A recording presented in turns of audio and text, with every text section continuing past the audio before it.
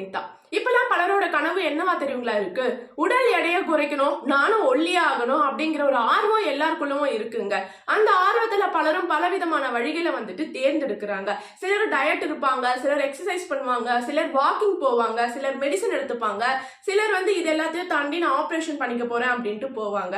ஆனா இது எல்லாத்துக்குமே நம்மளோட உடல் தகுதி எப்படி இருக்கு அப்படிங்கறத நம்ம முன்கூட்டியே ஆராய்ஞ்சுக்கணுங்க.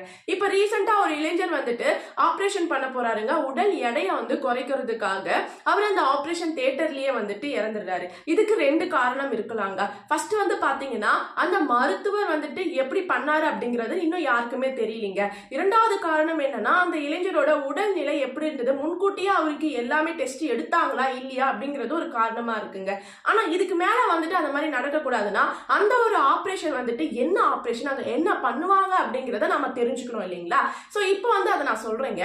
இப்போ வெயிட் லாஸ் பண்ண ஒரு ஆபரேஷன் பண்றாங்கன்னா அது எந்த வகையில நடக்குதுன்னு பாத்தீங்கன்னா முக்கியமா 2 வகையில நடக்குதுன்னு சொல்றாங்க. அதுல ஃபர்ஸ்ட் ஒன்னு அப்படின்னு பாத்தீங்கன்னா ஸ்லீவ் கேஸ்ட்ரெக்டமி அப்படின்னு சொல்றாங்க. இந்த ஒரு ஆபரேஷன்ல பாத்தீங்கன்னா இரைப்பையோட ஒரு பகுதியை கட் பண்ணி எடுக்கிறாங்க. அந்த ஒரு பகுதி என்ன அப்படின்னு பாத்தீங்கன்னா கிரெலின் அப்படின்னு சொல்லக்கூடிய ஒரு பகுதி, அதாவது அது ஒரு சுரப்பிங்க. அதுல என்னன்னா இப்ப நமக்கு பசி எடுக்குது, வயிற்றுல பசி எடுக்குது, அது நமக்கு மூளைக்கு போயிட்டு ஆமா நமக்கு பசிக்குது, இது ஒரு வலி கிடையாது, இது ஒரு பசி அப்படின்னு நம்ம தெரிஞ்சுக்கிறோம் இல்லைங்களா? அது காரணமான அந்த ஒரு சுரப்பி சுரக்கக்கூடிய அந்த ஒரு பகுதியை கட் பண்ணி எடுக்கிறாங்க.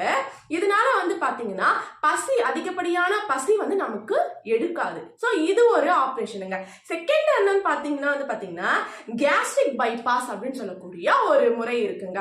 இதுல பாத்தீங்கன்னா அந்த இரைப்பை மட்டும் இல்லாம அதனோட சேர்த்து சிறுகுடலோட ஒரு பகுதியையுமே கட் பண்ணி எடுக்கிறாங்க. சோ இந்த 2 வகை தான் பாத்தீங்கன்னா பேசிக்கா வெயிட் லாஸ் பண்ணக்கூடிய அந்த ஆபரேஷனா இருக்குங்க. இது 2த்துலயுமே பாத்தீங்கன்னா எல்லாருக்குமே இது ஷூட் ஆகும்னா கிடையாதுங்க. அவங்கவுங்களோட உடல் தகுதியை பொறுத்து இருக்கு. எல்லாருமே குண்டா இருக்கிறவங்க எல்லாம் ஸ்ட்ரென்த்தா இருக்கிறாங்கன்னு இல்லை இல்லைங்களா? குண்டா இருக்கக்கூடிய உடம்புல ஏகப்பட்ட ப்ராப்ளம் கண்டிப்பா இருக்கும். அவங்களும் ஸ்ட்ராங்கா இருக்காங்கன்னு சொல்ல முடியாது இல்லைங்களா? நம்ம பசிக்கு நம்ம சாப்பிட்டா மட்டும்தான் அதுல இருந்து மட்டும்தான் நம்ம உடம்புக்கு தேவையான எல்லா சத்துக்களுமே நமக்கு கிடைக்கும். சாப்பாடே குறைஞ்சு போயிடுச்சுன்னா நம்ம உடம்புல எப்படிங்க சத்து கிடைக்கும் இல்லைங்களா? சோ என்னதான் உடம்புக்கு கெட்ட ஒரு பொருள், இப்ப கார்போஹைட்ரேட் அதிகமா நம்ம சாப்பிடுறோம், அதனாலதான் வெயிட் லாஸ் ஆகுதுன்னு குறைச்சிட்டா அதுல இருந்து கிடைக்கக்கூடிய சில விதமான சத்துக்கள் நமக்கு கிடைக்காம தாங்க போகுது. எவ்வளவு கேலரி எடுத்துக்கணுமோ அவ்வளவு கேலரி எல்லாமே எடுத்துக்கணும். இதானங்க கரெக்ட். இது 2 இல்லாம 3ஆவதா ஒரு மெத்தட் சொல்றாங்க, லைபோசெக்ஷன் அப்படின்ட்டு. இந்த சர்ஜரி என்னன்னா நம்ம உடம்புல இருக்கக்கூடிய துவாரங்கள் மூலமா ஒரு குழாயை விட்டு உடம்புல இருக்கக்கூடிய அந்த கொழுப்புகளை உறிஞ்சி எடுக்கக்கூடிய ஒரு மெத்தடா இருக்குங்களாங்க. எது எப்படியோ நம்மளோட உயிர் நமக்கு மட்டும் இல்லாம நம்மள சார்ந்தவங்களுக்கும் ரொம்பவே முக்கியம். அதனால நீங்க எந்த ஒரு வழிமுறையை தேர்ந்தெடுக்கிறதா இருந்தாலும் முழு உடல் பரிசோதனை செஞ்சுட்டு உங்க உடல் அதற்கு தகுதியானதா அப்படின்னு ஆராய்ஞ்சுக்கிட்டு நல்ல ஒரு மருத்துவமனையில நீங்க போயிட்டு என்ன ஒரு முடிவு வேணாலும் எடுங்க.